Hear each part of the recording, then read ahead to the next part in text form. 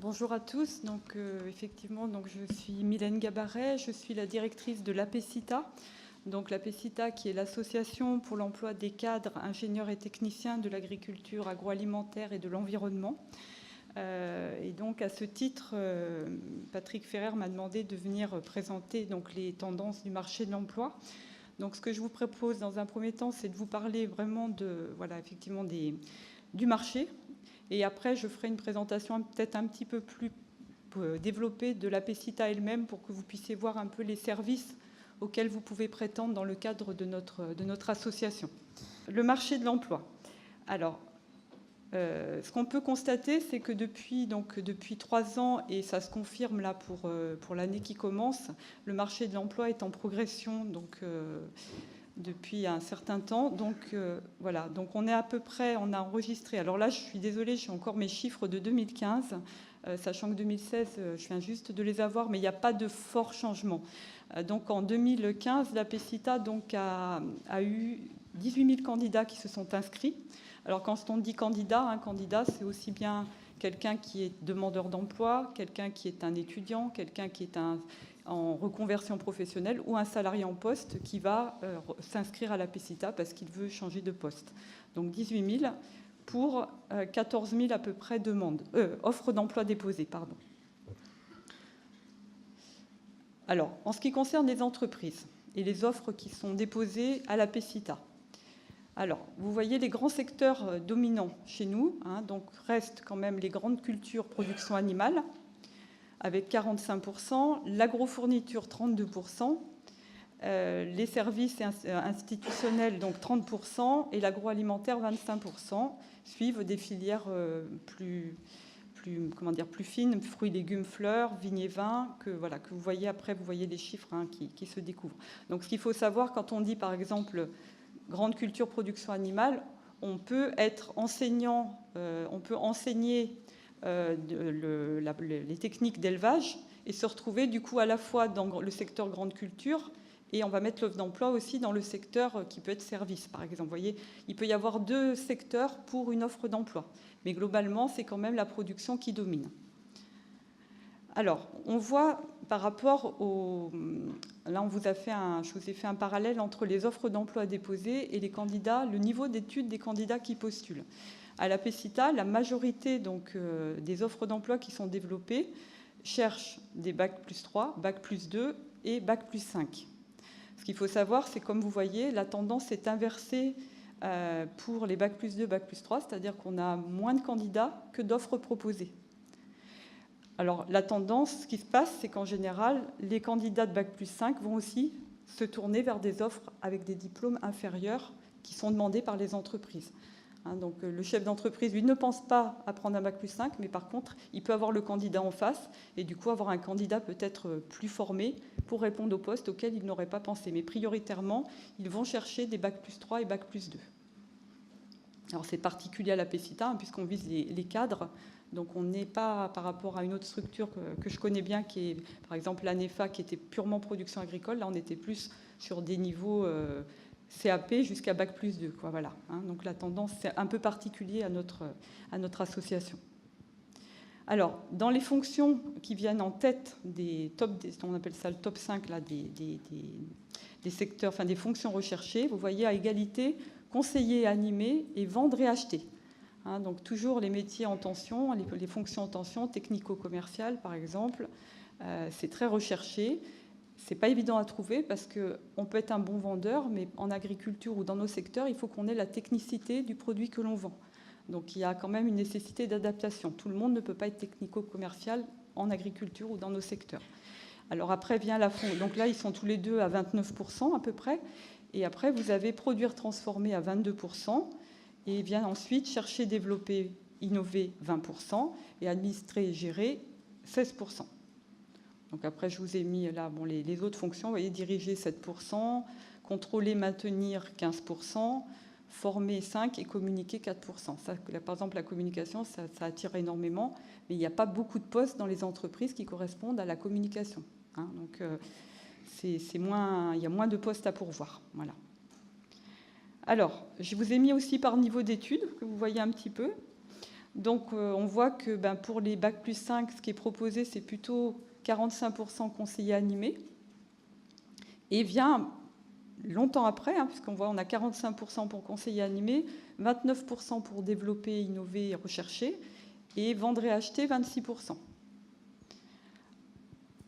Pour les Bac plus 3, c'est un petit peu différent. C'est conseiller animation qui vient en tête 36%, vendre et acheter 33%, et ensuite, on pourrait dire le troisième, chercher, développer, innover 22%. On descend d'un cran. Vendre et acheter toujours en premier, 34%. Conseiller animé, 29%. Produire et transformer, 21%. Alors après, je vais peut-être... le bac, donc vous voyez, ça c'est des niveaux après qui sont moins représentés chez nous. C'est évidemment, là on passe dans la production en premier, évidemment. Pour ces types de postes, c'est ce qui est le plus recherché, avec ensuite contrôler et maintenir. Et après, alors on a pas mal d'entreprises qui ne vont pas mettre non plus de niveau particulier. Elles vont être ouvertes et après, en fonction des candidats, elles vont... mais dans ce cas-là, vous voyez, on revient aussi plutôt pour des niveaux bac ou infra-bac. Alors, ce qu'on constate, c'est que chez nous, le CDI est toujours majoritaire. Majoritairement, donc à 59%, on cherche des gens en CDI et 35% en CDD. Après, vous avez d'autres types de postes, mais qui restent marginaux et minoritaires dans les offres d'emploi que nous proposons. Les débutants ont leur chance, toutes leurs chances même, puisqu'on voit qu'on a 52% des offres qui sont accessibles aux débutants, c'est-à-dire pas d'expérience ou de 1 à 3 ans d'expérience. Donc ça, c'est plutôt prometteur, ça veut dire que les portes sont ouvertes. Et souvent, les entreprises sont bien contentes de trouver des salariés, donc on les prend sans problème. Les candidats, alors vous allez voir, c'est un petit peu, pas forcément, c'est un petit peu différent. Les candidats, donc on a à la PECITA 59% de personnes en recherche d'emploi, 30% qui sont en emploi, qui sont en veille, et 11% en formation. On a beaucoup de femmes, on a plus de femmes que d'hommes dans notre population, donc 54% de femmes pour 46% d'hommes, donc c'est aussi lié aux fonctions qui sont proposées, c'est normal. On n'est pas dans la production pure. Et alors là, vous voyez, par rapport à ce que je vous disais tout à l'heure, il faut que je reprenne ma petite fiche pour vous le mettre en parallèle. Là, ce sont les secteurs qui sont souhaités par les candidats. Tout à l'heure, je vous présentais ce qui était souhaité par les entreprises. Donc, si on regarde, par exemple, l'environnement, on va prendre le premier là. 52%, ça, c'est la production. Donc là, pour les offres, c'est 45%, le taux d'offre. Donc là, on est à peu près, on s'y retrouve un peu. Après, vous avez, les candidats rêvent beaucoup de travailler dans l'environnement. Donc ça, c'est quelque chose de très à la mode aujourd'hui et très important. C'est des valeurs importantes pour les populations. Donc 37% de candidats cherchent à travailler dans l'environnement et nous, on n'a que 9% d'offres. Et pourtant, nous avons un partenariat avec la référence en matière d'emploi en environnement qui s'appelle Réseauti. Donc la PECITA diffuse toutes les offres de Réseauti et pourtant, vous voyez, on n'a que 9% d'offres qui sont proposées. Donc, et ce qu'il faut savoir, c'est que souvent les postes qui font rêver les jeunes ne sont pas les postes en face qui sont proposés. Quand on fait de l'environnement, on est beaucoup ce qu'on appelle, j'avais vu une belle offre qui s'appelait ambassadeur de tri, par exemple. Voilà, on est bien dans l'environnement, mais voilà, on ne garde pas le parc naturel en Corse. On n'est pas en train de protéger la nature. On la protège, mais de façon plus pratico-pratique. Alors, vous avez pareil, là, tout ce qui est fruits, légumes. Je vérifie juste que je ne me trompe pas en vous disant ça. Oui, fruits, légumes. Vous voyez, 31% pour les candidats, 14% d'offres chez nous. J'essaie de vous donner un peu les grands écarts. Et en bas, j'ai l'agrofourniture, machinisme, 18% pour les candidats et nous, on a 32% d'offres. Donc, il y a quand même du potentiel. Et voilà, donc... on est, parmi les travaux que nous faisons, c'est qu'on se rapproche beaucoup des filières justement pour essayer de valoriser leurs offres d'emploi et valoriser vis-à-vis des candidats le fait qu'on peut, comme disait Patrick Ferrer, c'est vrai qu'il y a quand même des beaux métiers à occuper, il y a quand même des possibilités de carrière, donc, mais pas forcément dans les secteurs qui, de prime abord, attirent les candidats. Voilà. Alors, ensuite, donc, on a des fonctions qui sortent du lot pour les candidats, qui sont chercher, innover à 20%. Pour les candidats, on a exactement la même chose pour les offres, 20%, on a le même taux. Produire, transformer, 20% pour les candidats, 22% pour les entreprises, donc on est bien. Vendre, acheter, par contre, là, ils sont 14% à vouloir vendre et acheter, et nous, on est plutôt à 29%. Donc, il y a quand même encore de la marge entre les deux. Et pour conseiller animé, on était à 29% pour les entreprises et on est à 11% pour les candidats. Alors, on voit que entre les garçons et les filles, les priorités, les intentions ou les souhaits de travailler sont différents. Les filles, elles sont plutôt dans la recherche, la production, transformation et le conseil qui arrive en troisième. Les garçons, ils sont plutôt dans la production au départ, transformation, chercher, innover en deuxième part et troisième part, 17%. Ils veulent conseiller qu'à 9%. Ils sont moins dans le conseil, le service. Voilà un petit peu ce que je pouvais vous dire. Donc, je crois que c'est ma dernière slide, voilà, du marché de l'emploi. Alors, je reste très générale parce que je sais qu'après, il y aura des spécialistes dans les métiers. Et bon, je pense que vous aurez des personnes plus rodées que moi encore dans les filières. Donc, je voulais juste vous présenter très rapidement la PECITA, parce que tout le monde la connaît, peut-être pas, peut-être que oui. Enfin, on la connaît de nom, mais on ne sait pas forcément tout ce qu'elle peut faire. Je vous en parle en connaissance de cause, parce que moi, avant, j'étais dans une autre structure.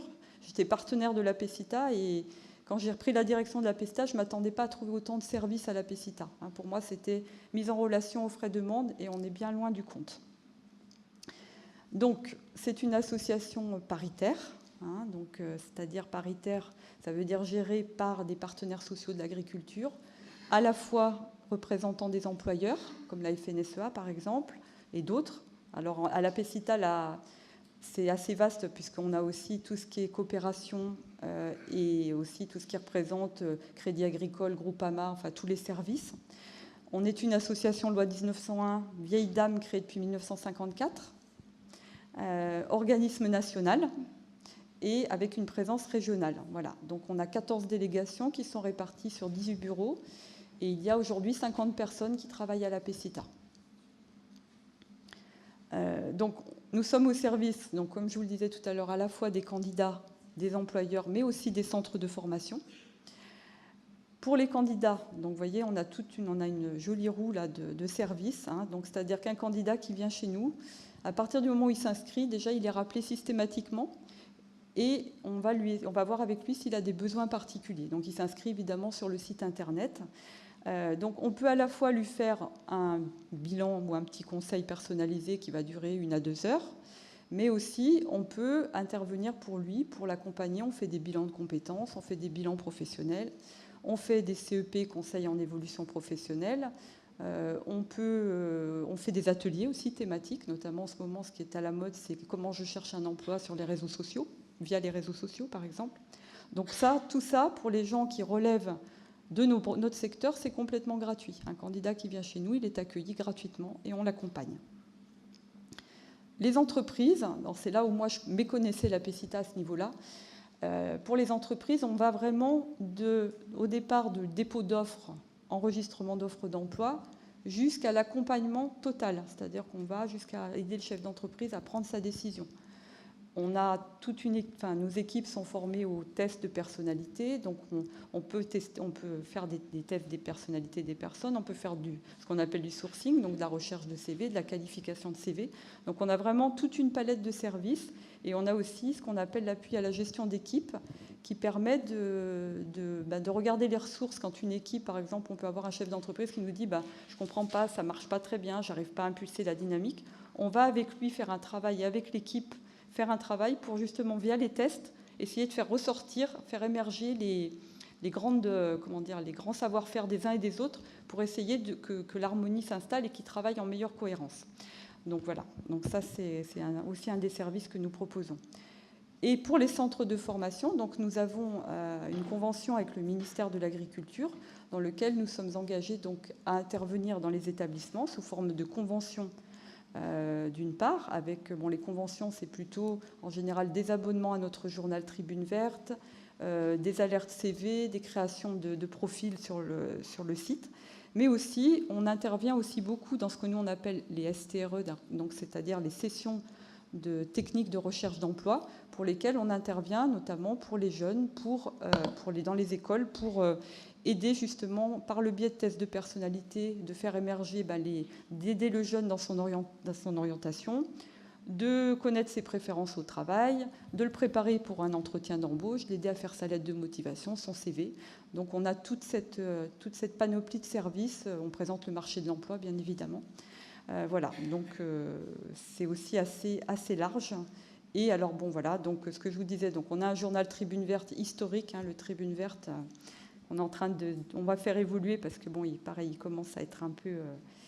Il a besoin d'être un peu, comment dire, relooké un petit peu, mais bon, en tout cas, il apparaît toutes les semaines. Évidemment, toutes les offres d'emploi de l'APECITA sont sur le site apecita.com. Et nous avons, alors depuis 2 ans, et c'est vraiment un de mes souhaits, nous nous développons de plus en plus sur l'agroalimentaire. Donc nous avons un site dédié à l'agroalimentaire qui s'appelle Job Agroalimentaire et qui est en plein développement. Et nous signons des... Je viendrai après en vous parlant des partenariats, mais on a des partenariats aussi avec les réseaux agroalimentaires. Donc nous sommes présents sur les réseaux sociaux, que ce soit LinkedIn, Facebook et Viadeo. Nous avons un site aussi très riche qui s'appelle Agro-Orientation, sur lequel nous recensons toutes les formations de plus de 300 heures et qui permettent vraiment de trouver, soit par l'entrée localisation, métier, établissement, qui permet à l'internaute de trouver toute l'information qu'il recherche sur son orientation en formation. Des publications, donc je l'ai pas, si elle est là. Il y en a une qui est très intéressante, mais que je n'ai pas pu vous amener aujourd'hui, mais que je vous invite à ce qui s'appelle Tendance de l'emploi, donc qui vraiment par secteur, comme je vous l'ai fait là, mais plus détaillé, vous avez les chiffres de l'emploi, donc là il y a ceux de 2016, les chiffres de l'emploi et aussi des tendances du marché, et également des exemples d'offres d'emploi qui peuvent être diffusées dans le secteur. Donc si ça vous intéresse, vous pouvez nous envoyer un mail, donc on vous donnera l'adresse de mon assistante Isabelle, elle peut vous l'envoyer de manière dématérialisée pour que vous le receviez. Donc voilà, guide agri, c'est le complément d'agro-orientation. Alors le guide des métiers, j'ai un peu honte de vous le présenter parce que c'est un très bel outil, mais il commence à dater un petit peu, donc il vaut mieux regarder les fiches sur notre site qui sont mises à jour plus régulièrement que le document que vous voyez là. Et des nombreux partenariats, donc comme je vous disais, avec des filières, que ce soit Equiresources pour les métiers du cheval. Nous sommes en train de négocier un partenariat avec la Prodema, les EDT, les entrepreneurs du territoire, pour toute la partie agroéquipement, agrofourniture. Le paysage aussi, je suis en train de les rencontrer. Donc voilà, on essaie d'être présent un peu partout. Et pour l'agroalimentaire, nous avons un partenariat avec ce qui s'appelle les ARIA de France, qui sont les associations régionales des industries agroalimentaires, qui sont le pendant, enfin, vous connaissez tous l'ANIA, qui est plutôt la représentation, je dirais, institutionnelle. Et là, ce sont les partenaires terrain avec qui nous travaillons, qui donc ont des entreprises adhérentes. Et l'idée, dans le partenariat, c'est de leur faire bénéficier de tarifs plus intéressants pour qu'ils puissent pourvoir leur poste. Et je vous remercie.